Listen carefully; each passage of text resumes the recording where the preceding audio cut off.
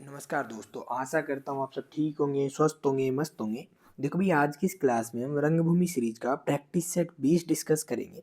तो चलिए इसका पहला क्वेश्चन हम देखते हैं। भाई पहले क्वेश्चन हमसे बोला गया है कि एक सीरीज दे रखी है ये वाली ए और दूसरी सीरीज दे रखी है बी और इसकी वैल्यू हमें निकालनी है।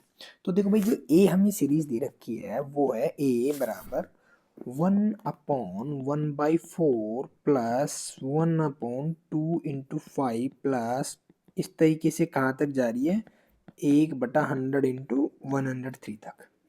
अब इस सीरीज में एक पैटर्न होता है भाई, वो पैटर्न होता है कि जो हमारा 1/1 × 4 है हम इसको लिख सकते हैं 1/1 - 1/4 और इसको जब हम सोल्व करेंगे तो ये हमारा क्या आ जाएगा, देखो भाई 3/1 × 4। इसी तरीके से जो 1/2 × 5 है इसको जब हम सोल्व करेंगे तो ये होगा हमारा 1/2 - 1/5 इक्वल्स टू क्या बनेगा 3/2 × 5 ये बनेगा। तो बेसिकली ये जो सीरीज है इस सीरीज को अगर हम 3 से मल्टीप्लाई कर दें, दोनों तरफ अगर हम 3 से मल्टीप्लाई कर दें तो ये हमारा क्या होगा 3 और 3 बराबर क्या बन जाएगा हमारा 1/1 - 1/4। देखो भाई, इसको जब मैंने 3 से मल्टीप्लाई करा तो ये बनाइए और इस चीज को मैं कैसे लिख सकता हूँ, इस तरीके से मैं लिख सकता हूँ भाई, ठीक है। अब इसी तरीके से हमारा ये हो जाएगा प्लस 1/2 - 1/5 प्लस 1/3 - 1/6 प्लस 1/4 - 1/7 इस तरीके से लास्ट तक चलता रहेगा। और जो लास्ट का हमारा वो क्या बनेगा प्लस 100 - 1/3 ये वाला हमारा सीरीज बनेगी। अब देखो यहाँ से ये वाली जो सारी टर्म है ये कैंसिल आउट हो जाएगी। इसी तरीके से कहीं 1/5 भी कैंसिल आउट हो जाएगा, 1/6 1/7 ये सब कैंसिल आउट हो जाएंगे। तो इनिशियली जो स्टार्टिंग की हमारे पास 3 टर्म बचेंगी यहाँ पे ये वाली। तो 3 जो हमारा बनेगा उसमें क्या आएंगी, स्टार्टिंग की तो हमारे पास ये 3 टर्म आएंगी और जो 3 टर्म हमारे पास स्टार्टिंग की प्लस में बची है इन द सेम वे लास्ट में भी हमारे पास 3 टर्म बचेंगी लेकिन वो माइनस में बचेंगी। और लास्ट में जो 3 टर्म बचेंगी माइनस में वो सबसे लास्ट वाली बचेंगी। तो सबसे लास्ट वाले कौन से होंगे भाई, देखो 101 102 और 103 ये सबसे लास्ट में होंगे क्योंकि भाई हमारी लास्ट नंबर क्या है 103। तो 103 तक ये लास्ट के 3 नंबर बचेंगे। तो ये हमारी सीरीज बनी 3A। हमें जो निकालना वो निकालना है 3A + B। अगर मैं इसमें B जोड़ दूं, B का मतलब क्या है, ये तीनों अगर मैं जोड़ देता हूँ तो भाई मैं अगर इनमें ये तीनों जोड़ देता हूँ तो देखो ये कैंसिल आउट हो जाएंगे सब एक दूसरे से। देखो ये कैंसिल आउट हो गए हमारे। तो 3A + B जो हमारे पास आया वो आया 1 + 1/2 + 1/3 और ये हमारा कितना आ जाएगा भाई 6। और ये कितना बना हमारे पास 6 + 3 + 2 मतलब 11/6। इसकी वैल्यू है हमारे पास 11/6। हमें निकालनी है इसका 6 गुना। अगर इसका 6 गुना कर दूंगा मैं तो हमारा आंसर क्या आ जाएगा 11। तो हमारा इस क्वेश्चन का आंसर क्या आ जाएगा भाई 11। देखो बहुत प्यारी सीरीज थी ये ऐसा नहीं कि एग्जाम में आपसे अगर आ जाएगी तो हो जाएगी, नहीं। हो सकता है किसी के माइंड में क्लिक कर जाए, किसी के माइंड में क्लिक नहीं करे। बहुत कम संभावना है कि अगर ऐसा क्वेश्चन एग्जाम में आ गया तो आपसे हो जाएगा। लेकिन मेन चीज ये है कि ऐसी चीजें आपको ध्यान में रहना जरूरी है। जरूरी नहीं है कि कोई ऐसा ही टफ क्वेश्चन आए, मान लो डायरेक्ट ही सीरीज आ जाए सिर्फ ये एक वाली, ये अगर सीरीज आ जाए तो कम से कम आप इसको तो सोल्व कर सको ना कि भाई ये जो है ये किस तरीके का पैटर्न बनता है, ये तो आपके दिमाग में होना चाहिए ना। और मान लो कि अगर एग्जाम हॉल में 25 में से 20 क्वेश्चन ईजी आ गए और जो 5 क्वेश्चन थे उनमें एक ये भी है और आपके पास टाइम बचा हुआ है, तो अगर ये पैटर्न आपको पता है तो आप कर दोगे। अगर पैटर्न ही नहीं पता है तो आप सोच ही नहीं पाओगे कि इसमें करना क्या है। तो इसलिए ऐसी चीजें ध्यान रखना जरूरी है भाई। अगला क्वेश्चन हमारा 2 नंबर क्वेश्चन हमसे बोला गया है let x be the least number which when subtracted from this gives a perfect square number. What is the least number by which x should be multiplied to get a perfect square number? देखो भाई हमें एक number दे रखा है 10,424 और बोला गया है कि इस नंबर में से हम क्या घटाएं कि ये एक परफेक्ट स्क्वायर नंबर बन जाए। तो सबसे पहले तो हमें ये देखना है कि इसके आसपास परफेक्ट स्क्वायर नंबर क्या है। तो इसके आसपास जो परफेक्ट स्क्वायर नंबर है जो मुझे याद आ रहा है वो कौन सा है 10,000। 10,000 कितने का स्क्वायर होगा भाई 100 का। 100 का स्क्वायर कितना होता है 10,000। अब यहाँ पे एक और चीज, अगर आपको 100 से ऊपर के नंबर के स्क्वायर देखने हैं, स्क्वायर निकालने हैं, तो उसकी एक ट्रिक होती है। क्या ट्रिक होती है भाई, मान लो मेरे को 106 का स्क्वायर निकालना है तो 106 के स्क्वायर के लिए क्या करना पड़ेगा, देखो 100 से कितना ज़्यादा है भाई, ये 6 ज़्यादा है, तो इसमें 6 और जोड़ दो, 6 और 6 12, तो ये कितना हो जाएगा 112, और 6 का स्क्वायर कितना होता है 36, तो ये हो गया आपका 106 का स्क्वायर। अगर मेरे से बोले कि 104 का स्क्वायर क्या होगा, तो देखो कितना ज़्यादा है भाई 104 से 4, तो 4 और जोड़ दो, तो कितना हो जाएगा 108, और 4 का स्क्वायर कितना हो गया 16। हमसे बोला जाए 103 का स्क्वायर निकालो, तो 103 100 से कितना ज़्यादा है 3, तो इसमें 3 और जोड़ दो, तो ये हमारा हो जाएगा 106, और 3 का स्क्वायर कितना होगा 9, ये हो गया। इन द सेम वे अगर हमसे बोले कि 102 का स्क्वायर, तो 102 का स्क्वायर क्या हो जाएगा 10404। अब देखो 10,424 और ये 10,404, ये दोनों पास में, तो इस नंबर में से क्या घटा है कि ये बन जाए, तो आपने बोला कि सर 20 घटा दो इसमें से, तो क्या नंबर सब्सट्रैक्ट किया आपने 20। आगे हमसे बोला गया वह छोटी से छोटी संख्या ज्ञात कीजिए जिसे x से गुणा करने पर पूर्ण वर्ग संख्या बन जाए, मतलब जो हमने घटाया वो क्या घटाया 20, इस 20 को किससे मल्टीप्लाई करें कि एक स्क्वायर नंबर बन जाए, परफेक्ट स्क्वायर नंबर बन जाए, तो इसको हम किससे मल्टीप्लाई करेंगे, देखो ऑप्शन से जाते हैं, 20 या 60 तो होगा नहीं, 6 दूना 12 120 ये भी नहीं होगा, ये 20 पंजे 100 हमारा स्क्वायर नंबर बन जाएगा, तो हमारा आंसर क्या हो जाएगा सी। ठीक है भाई, तो यहाँ पे देखो ये छोटी छोटी चीजें आपको कि कैसे स्क्वायर नंबर निकालने हैं, हमें ये नंबर देखते ही माइंड में क्लिक करना चाहिए कि इसके आसपास कौन सा परफेक्ट स्क्वायर नंबर है, फिर उसके हिसाब से हम चीजें देखते हैं। अगला क्वेश्चन हम देखते हैं भाई 3 नंबर देखो बहुत प्यारा क्वेश्चन है भाई। इस क्वेश्चन हमसे बोला गया the ratio of the income of A and B in the last year was this, the ratio of their individual income in the last year and the present year is this and this respectively, if their total income in the present year is this, then the sum of the income of A in the last year and that of B in the present year is. देखो भाई ए और B दो आदमी है, इनकी last year की जो income थी वो कितनी कितनी थी भाई 4:3 की रेशियो में थी, और लास्ट ईयर और प्रेजेंट ईयर की इंडिविजुअल जो इनकम है वो कितनी कितनी है भाई, लास्ट और प्रेजेंट की मैं बात करूं तो ये है 3/4 और ये है 5/6, ये है भाई लास्ट अपन प्रेजेंट। अब यहाँ पे मैं आपको एक चीज बताता हूँ जो बहुत ध्यान से आपको सुननी है और बहुत ध्यान से आपको देखनी भी है। सेम क्वेश्चन एक हमसे पूछा गया था एमटीएस के एग्जाम में, किसी एमटीएस के एग्जाम में, उसमें क्या था, ये तो दे रखी थी कि लास्ट ईयर की इनकम इनकी इतनी है, ये यहाँ पे थोड़ा सा चेंज करके उसने क्या बोल दिया था कि ये प्रेजेंट और लास्ट ईयर का रेशियो दे दिया था। अब बहुत सारे बच्चों ने क्या है इसको ऐसे ही लिख दिया प्रेजेंट और लास्ट ईयर के हिसाब से कैलकुलेट करना स्टार्ट कर दिया, तो वहाँ पे उनका वो आंसर नहीं आया। तो मैं यहाँ पे ये समझाना चाह रहा हूँ कि भाई पहले आपको क्वेश्चन को ढंग से पढ़ना है, हमें इसमें लास्ट ईयर और प्रेजेंट ईयर का रेशियो दे रखा है ये। तो इस क्वेश्चन को सोल्व करने के लिए देखो क्या करते हैं, सबसे पहले 3 और 5 का एलसीएम लेते हैं, इनका एलसीएम होगा कितना 15। अब हम क्या करेंगे इनको 15 से मल्टीप्लाई कर देते हैं, मैं बता रहा हूँ इनको 15 से मल्टीप्लाई भी हम क्यों करते हैं। 15 से हमने मल्टीप्लाई कर दिया, 15 से हमने मल्टीप्लाई किया, ये बना हमारा 60 और ये बना हमारा 45। अब देखो ये भी लास्ट ईयर की इनकम है और ये भी लास्ट ईयर की इनकम है, ये भी लास्ट ईयर की इनकम है और ये भी लास्ट ईयर की इनकम है, तो मतलब क्या हुआ कि ये और ये दोनों चीज़ें सेम होनी चाहिए, ये और ये दोनों चीज़ें सेम होनी चाहिए, क्यों, क्योंकि ये लास्ट ईयर की इनकम है भाई, ये वाली लास्ट ईयर की इनकम, ये भी लास्ट ईयर की इनकम किसकी ए की, in the same way B की लास्ट ईयर की इनकम ये भी है और बी की लास्ट ईयर की इनकम ये भी है, तो ये दोनों सेम होनी चाहिए।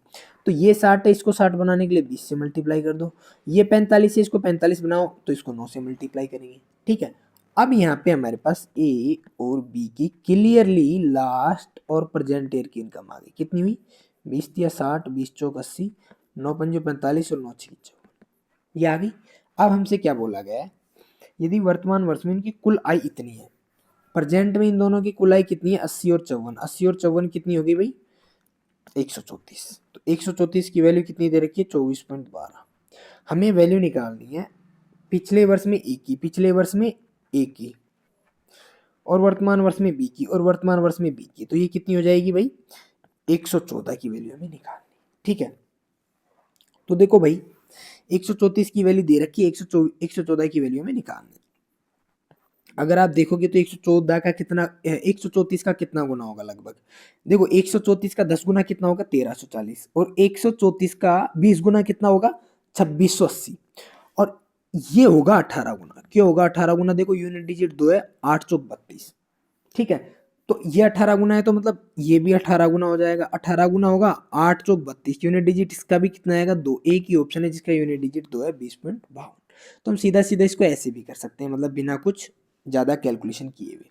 अब मैं बस आपको इस क्वेश्चन में यही बताना चाह रहा हूँ कि भाई इसकी है ना आपको बहुत बार प्रैक्टिस करनी पड़ेगी, नहीं तो क्या है भूल जाते हो आप एग्जाम में जाके ना कि हमें किस तरीके से चीज़ें अरेंज करनी है। इस क्वेश्चन का मेन एक ही है कि अगर आपने ये अरेंज करना सीख लिया तो हो जाएगा, और अगर नहीं सीखा तो नहीं होगा। और ये बहुत रिपीटेड क्वेश्चन है भाई, आप किसी ने आपको, अगर आपने प्रीवियस ईयर के क्वेश्चन सोल्व किए होंगे तो आपको बहुत बार इससे काउंटर हो गया होगा। तो और यहाँ पे ये वाली चीज़ भी ध्यान रखनी कि लास्ट और प्रेजेंट ईयर का ही रेशियो हो ये, और ये लास्ट ईयर का दिया हुआ हो। अगर मान लो प्रेजेंट और लास्ट का है तो इसको चेंज करना मत भूलना, नहीं कहीं चेंज नहीं करोगे तो आपका आंसर नहीं आएगा। अगला क्वेश्चन हम देखते हैं 4 नंबर क्वेश्चन हमसे बोला गया है A can give B a start of 20 metre in 200 metre race and C a start of 50 metre in the same race. 3 आदमी है भाई A B C। अगर A 200 मीटर दौड़ता है तो B 180 दौड़ता है और C जो है आपका वो 150 दौड़ता है, यही है। साथ में हमसे ये भी बोला गया है कि if B can give C start of 10/3 second in the race, how long does C take to complete this. देखो भाई ये हमें ए बी सी का रेशियो दे दिया, फिर आगे हमसे बोला गया है कि बी और सी ये दोनों 200 मीटर की रेस दौड़ रहे हैं। अब ये दोनों 200 मीटर की रेस दौड़ रहे हैं तो इनका रेशियो तो भाई 6:5 का होगा। मतलब जब ये 6 दौड़ेगा तो ये 5 दौड़ेगा, मतलब ये जब 200 दौड़ेगा, 200 का मतलब कितना हुआ 6, तो ये दो भाई 6 की वैल्यू कितनी है 200, तो 5 की वैल्यू निकाल देंगे। मतलब बी जब 200 दौड़ेगा तो ए हमारा दौड़ेगा, वो कितना दौड़ेगा, ए हमारा दौड़ेगा 200/6 × 5, ये हमारा दौड़ेगा सी, सॉरी बी जब 200 दौड़ेगा तो सी हमारा ये दौड़ेगा। अब इन दोनों के बीच का जो डिफरेंस है, इस दूरी को तय करने में सी को कितना टाइम लगता है 10/3 सेकेंड। इन दोनों के बीच के डिफरेंस की दूरी को तय करने में जो सी को टाइम लग रहा है 10/3 सेकंड का लग रहा है। क्यों? क्योंकि बोला गया ना बी सी को दौड़ में 10/3 सेकंड की शुरुआत दे सकता है। इसका मतलब क्या हुआ कि बी बोल देता है सी को कि भाई बी बोलता है मैं यही हूँ, तू 10/3 सेकंड तक दौड़, तो बी यही है, सी यहाँ पे पहुंच गया और ये कितने टाइम में पहुंचा 10/3 सेकंड में। लेकिन जब ये रेस खत्म करेंगे तो बी और सी दोनों एक साथ खत्म करेंगे, मतलब जो इन दोनों के बीच का डिस्टेंस का गैप था वो इसने 10/3 सेकंड में तय कर लिया। तो देखो भाई इन दोनों के बीच के डिस्टेंस का गैप कितना था, आप रियल वैल्यूज पे नहीं जाके रेशियो पे आओ, रियल वैल्यूज पे नहीं जाके कहाँ हो, रेशियो पे। डिफरेंस कितने का, एक का। एक डिस्टेंस तय करने में कितना टाइम लेते हैं 10/3 सेकंड का। सी को कितनी मीटर की डिस्टेंस तय करनी है 200 मीटर की। अब देखो हमने 200 मीटर यहाँ पे 6 को माना है, भाई 6 को 200 मीटर माना है ना, मतलब बी 6 का मतलब क्या हुआ कि बी 200 मीटर तय कर रहा है, तो सी को भी ये 6 ही डिस्टेंस कवर करवानी है, तो इसको 6 से मल्टीप्लाई कर दो तो कितना सेकंड आ जाएगा 20 सेकंड। तो आप रियल वैल्यू लेके करोगे तो भी यही आंसर आएगा, आप अगर इनका जो रेशियो से करोगे तो भी आपका यही आंसर आएगा 20 सेकंड। बहुत प्यारा क्वेश्चन था भाई, मैंने समझाने के लिए आपको इतना थोड़ा पेचीदा कर दिया, नहीं तो आप देखो इसको सीधा कर दे कि ए बी सी है, ये 200 है, ये 180 है, ये 150 है। हमें आगे कंपैरिजन दे रखा है बी और सी में, बी और सी का कंपैरिजन मतलब ये 6 हो गया, 5 हो गया, डिफरेंस कितने का, एक की वैल्यू 10/3 है, 6 की वैल्यू निकालनी है, बस सीधा 20 सेकंड आ जाएगा। अगर आपके कंसेप्ट क्लियर है तो आप ये रिपोर्ट सिर्फ इतना लिखोगे एग्जाम में, ठीक है। अगला क्वेश्चन देखते हैं हम 5 नंबर क्वेश्चन में हमसे बोला गया है कि ए बी सी 3 बिंदु इस प्रकार हैं कि ए बी 9 सेंटीमीटर दे रखी है हमें, बी सी हमें 11 सेंटीमीटर दे रखी है, और भाई ए सी हमें 20 सेंटीमीटर दे रखी है, और हमें ए बी सी से गुजरने वाले वृत्तों की संख्या निकालनी। अब देखो यहाँ पे भाई प्रॉपर्टी होती है आपकी किसी भी ट्रायंगल की, अगर एक ट्रायंगल फॉर्म हो रहा है, इसकी ये साइड ए है, ये साइड बी है, ये साइड सी है, तो इसकी एक प्रॉपर्टी होती है कि किन्हीं दो साइड का सम हमेशा तीसरी साइड से बड़ा होगा। ये तो भाई जनरल सी प्रॉपर्टी है, आप सबको आती होगी, ठीक है, ये आप सबको आती होगी। या फिर किन्हीं दो साइड्स का जो डिफरेंस है वो हमेशा छोटा होगा तीसरी साइड से, ठीक है, ये इसकी बेसिक सी प्रॉपर्टी है जो आपको ध्यान रखनी है। अब यहाँ पे देखो कि किन्हीं दो साइड का सम, अगर मैं 9 और 11 + 9 का सम करूँ तो कितना आता है 20, और ये बराबर है तीसरी साइड के, जो कि इस कंडीशन को सेटिस्फाई नहीं कर रहा। हमने क्या बताया था कि बड़ा होना चाहिए तीसरी साइड से, जो कि बड़ा नहीं है, ठीक है। अगला क्वेश्चन देखते हैं 6 नंबर क्वेश्चन में हमसे बोला गया है कि ये हमें दे रखी है इक्वेशन, और ये यहाँ पे दिया हुआ है के की वैल्यू निकालनी है। अब देखो इसको करने के दो तरीके हैं। पहला तरीका है कि मैं यहाँ पे क्या रख दूँ, y = 0 पुट कर दूँ। अगर y = 0 पुट कर दूंगा तो ये मेरा कितना आ जाएगा 27x³ और ये भी मेरा आ जाएगा 27x³ और बराबर मेरा बन जाएगा 3kx और ये 3x²। यही बनेगा। तो 3 3 9 और 27 दूना 54, 54x³ बराबर 9kx³। तो k की वैल्यू कितनी आ जाएगी भाई? 9 6 की 54। सीधी सीधी यहाँ से आगे एक चीज। दूसरी चीज अगर आपको मैं एक और बताऊं यहाँ पे, वो ये है कि बंधु a प्लस बी का whole cube plus a minus B का जो होल क्यूब है ये बराबर होता है 2a प्लस 3b²। ये फॉर्मूला ध्यान रखो। अगर आपका a प्लस बी का whole cube minus a minus B का होल क्यूब है तो ये आपका होता है 2b into b² plus 3a²। ठीक है, ये दोनों फॉर्मूले आपको ध्यान रखने, बेसिकली कहीं ना कहीं आपके काम आ ही जाते हैं। तो आप यहाँ पे ये फॉर्मूला भी अप्लाई कर सकते हो। बाकी सबसे बेस्ट अप्रोच है कि आप यहाँ पे y बराबर 0 पुट करके करो इसको। अगला क्वेश्चन है भाई हमारा 7 नंबर। 7 नंबर क्वेश्चन में बोला गया है कि ये जो ट्रिग्नोमेट्रिक फंक्शन है इसकी न्यूनतम वैल्यू मिनिमम वैल्यू निकालनी है। तो देखो ये तो भाई हमारा सीधा सीधा हो गया 1। अब इसके लिए हमें क्या करना है, सबसे पहले सबको कन्वर्ट कर लो भाई, सबको कन्वर्ट कर लो। sec² थीटा को मैं क्या लिख सकता हूँ? 1 plus tan² theta plus cosec² theta को मैं क्या लिख सकता हूँ? 1 प्लस cot² थीटा प्लस मेरा ये क्या बना? tan² theta plus cot² theta. अब देखो 1 2 3, 3 plus 2 tan² theta plus 2 cot² theta बना 3 प्लस। अब देखो एक फॉर्मूला होता है भाई, a tan² theta plus b cot² theta की जो मिनिमम वैल्यू होती है क्या होती है? 2√ab। ये फॉर्मूला होता है। अब आपको क्या करना है, जितने भी मैक्सिमा मिनिमा के क्वेश्चंस हैं, मतलब जितने भी जो फॉर्मेट है मैक्सिमा मिनिमा के ट्रिग्नोमेट्री को, सारे आप एक बार देख लो ताकि आपका यहाँ पे रिवीजन हो जाएगा। क्योंकि चीजें ऐसी हैं जो बहुत कम एग्जाम में पूछी जाती है और एक साथ एकदम से आ जाती है तो आप क्या हो जाते हैं, भूल जाते हो, आपके दिमाग में कंफ्यूजन हो जाता है कि यार ये 2√ab लगाऊं, √a प्लस √b का होल स्क्वायर लगाऊं या √a² प्लस b² लगाऊं, कौन सा फॉर्मूला लगाऊं, है ना। तो ये सारी चीजें आप क्या करो, जाके देख लो। तो यहाँ से क्या बन जाएगा भाई, ये 2 √a मतलब 2 इंटू 2 और ये 3 आपका चल ही रहा है। तो 4 और 3 कितना हो गया? 7। तो इसकी मिनिमम वैल्यू कितनी आ जाएगी भाई? 7। ठीक है, अगला क्वेश्चन है भाई हमारा 8 नंबर। देखो 8 नंबर तो वैसे ही आपका फेमस क्वेश्चन है। एसएससी ने पता नहीं अपने ऐसा ही कोई एग्जाम छोड़ा होगा जिसमें ये क्वेश्चन नहीं पूछा हो। इसमें हमसे बोला गया एक ऋण 2 समान किस्तों में वापस किया जाना है। यदि ब्याज की दर 10% प्रतिवर्ष वार्षिक संयोजन है और प्रत्येक किस्त इतने रुपए की है तो इस योजना में लिया जाने वाला कुल ब्याज कितना होगा? देखो भी 10% है तो पहले 10 से 11, फिर 100 से 121। 121 मतलब इसको 11 से दोनों तरफ मैंने मल्टीप्लाई कर दिया तो कितना हो गया? 110 121 100 121। तो इन दोनों का सम कितना हुआ? 210। ये हुआ हमारा 242। ब्याज कितना मिला भाई? 32 का। हमें दे रखी किस्त, किस्त कितने की? 121 की। मतलब 121 की वैल्यू कितनी दे रखी है भाई? 5808। और हमें वैल्यू कितने की निकालनी? ब्याज। ब्याज कितना मिला? 32 का। तो देखो 8 दूना 16, यूनिट डिजिट 6 आएगी। एक ही ऑप्शन है जिसमें यूनिट डिजिट 6, 1536 हमारा आंसर हो जाएगा भाई। ठीक है, अब बेसिकली ये क्वेश्चन इतनी बार रिपीट हो चुका है कि ये आपको लिखने की जरूरत होनी नहीं चाहिए। आपको ये सारी चीजें याद होनी चाहिए क्योंकि भाई ये क्वेश्चन को आप 50 बार कर चुके हो तो चीजें याद हो ही जाती है ना कि भाई ये हमारे पास 210 आता है, ये 242 आता है, दोनों का डिफरेंस 32 है। आपको 100 भाई 10% की रेट है, 2 साल है तो किस्त हमारी 121 की होगी। 121 की वैल्यू दे रखी है, 32 की वैल्यू निकाल।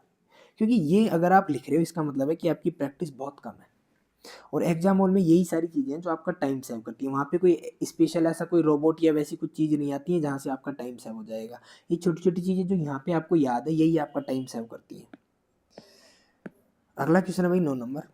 देखो 9 नंबर क्वेश्चन बहुत प्यारा क्वेश्चन है। इस क्वेश्चन में हमसे बोला गया है the table shows expenditure and income of a firm in various months, in which month was the ratio of saving to income maximum. हम ऑप्शन से जाते हैं भाई, अप्रैल को लेते हैं। अप्रैल में हमारा ये तो सैलरी है और ये एक्सपेंडिचर है। हमसे पूछा गया सेविंग का इनकम से कितना रेशियो होगा। तो देखो भाई 42,000 सैलरी है, 32,000 एक्सपेंडिचर है, तो सेविंग कितनी होगी? 10,000। 10 और 42 का रेशियो कितना होगा? 5:21। ठीक है, यही होगा भाई। अब हम बात करते हैं फर्व की। फरवरी की अगर बात करें तो देखो 35,000 सैलरी है, 30,000 खर्च कर रहा है, बचा कितना रहा है? 5,000 और इसका रेशियो कितना है? 1/7। अब आ जाते हैं जनवरी में। जनवरी में 40,000 सैलरी, 28,000 खर्च कर रहा है, बचा कितना रहा है? 12,000। इन दोनों का रेशियो कितना हो जाएगा भाई? 3:10। 3:10। ठीक है, अब आ जाते हैं भाई अपन किसमें? मई में। अगर हम बात करते हैं मई की, तो देखो मई में 45,000 सैलरी, 31,000 एक्सपेंडिचर है, सेव कितना कर रहा है 14,000, 14/45। अब देखो ये तो वैसे भी वही सीधा सीधा लग गया ना कि सबसे कम और सबसे बड़ा रेशियो यही होगा। सबसे बड़ा रेशियो क्यों? क्योंकि इसकी वैल्यू 1/3 के आसपास है, बाकी सब अच्छा ये दोनों पास पास है, बाकी ये देखो ये 1/4 बन रहा है, ये 1/7 बन रहा है, ये दोनों 1/3 के आसपास है, तो इन दोनों में हम कंपैरिजन कर लेते हैं। 45 का 3 गुना 135 होता है और ये 140 होता है, तो बड़ा कौन सा हो गया? ये मई हमारा आंसर हो जाएगा इसका। अगर आपके और सारे ऑप्शन भी क्लोज है तो हमारे जो इसमें काम करती है चीज, वो चीज काम करती है क्रॉस मल्टीप्लिकेशन। मैं बता देता हूँ भाई, क्रॉस मल्टीप्लिकेशन हम कैसे करते हैं। देखो ये कितना बना 7×5 = 35 और ये बना 21×21, दोनों में से बड़ा कौन हुआ? ये, तो ये खत्म हो गया। अब हम 5/21 और 3/10 का कंपैरिजन करते हैं तो कितना बनता है? 50 और ये बनता है कितनी 63, तो दोनों में से बड़ा कौन बना? ये, तो ये खत्म। अब ये बड़ा बना तो इन दोनों का कंपैरिजन हमें करना है। 45 का 3 गुना 135 और 40 का 10 गुना 140, तो बड़ा कौन हुआ भाई? मई वाला। तो हमारा आंसर क्या हो गया? मई। ऐसे क्वेश्चंस में हमें क्रॉस मल्टीप्लिकेशन ही यूज करना है अगर बहुत ज़्यादा क्लोज ऑप्शन हो तो। अगर क्लोज नहीं लग रहा तो आप इसको बाई अप्रोक्सीमेशन से भी कर सकते हो। आपको पता है कि 1/4 बन रही है ये वाली चीज, ये 1/7 है, ये दोनों 1/3 1/3 है, तो जो छोटी होंगी वो यही होंगी, मतलब मैक्सिमम रेशियो इन्हीं का होगा और इन्हीं का मैक्सिमम रेशियो होगा। तो भाई हमने क्रॉस मल्टीप्लिकेशन करके चेक कर लिया, ठीक है। अगला क्वेश्चन है भाई हमारा 10 नंबर लास्ट। देखो भाई सेम क्वेश्चन हमने लास्ट जो प्रैक्टिस सेट था हमारा उसमें भी डिस्कस किया हुआ है। ये वाला जो इस बार के मेंस में पूछा गया था, ये वाला क्वेश्चन रिपीट हो गया, तो आप ये वहाँ से भी देख सकते हो या फिर आप खुद से इसको सोल्व करो और कमेंट बॉक्स में बताओ कि इसका आंसर क्या होगा, ठीक है भाई।